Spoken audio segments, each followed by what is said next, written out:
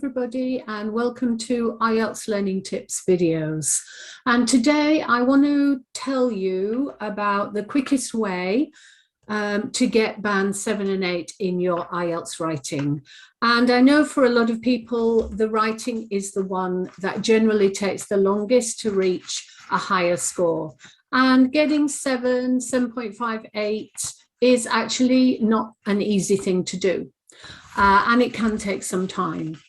But firstly, there are certain things that you must have in order to even get close to a band 7 or 8. One is good language ability. And remember, the language has to come from you.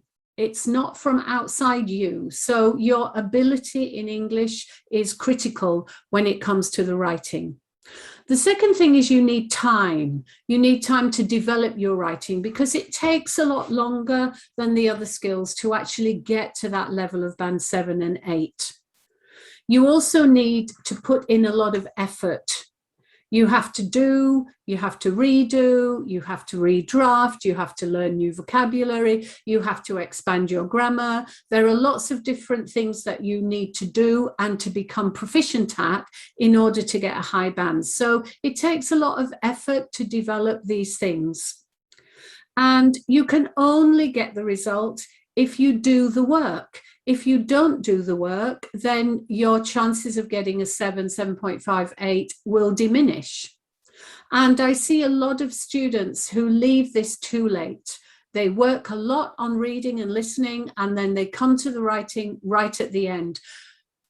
Writing will need more time than reading and listening to develop. So you should be starting with writing and doing it alongside the others, not leaving it till the last minute. And how to write at band 7 and 8 is not just about interpreting the question. You also need to know how to actually construct band 7 and 8 types of task. So you need to know if you're doing everything correctly. You need to know if you're answering the question appropriately. Is your cohesion good? Are you linking all your ideas well with good linking words? Are you linking your sentences and paragraphs together appropriately? Do you have the right level of vocabulary?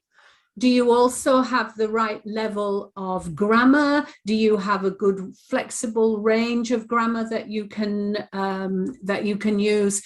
Have you got many different ways of saying the same thing? And if you are able to do all of that, and believe you me, that does take time, you next need to be able to look at your writing and check it and be critical.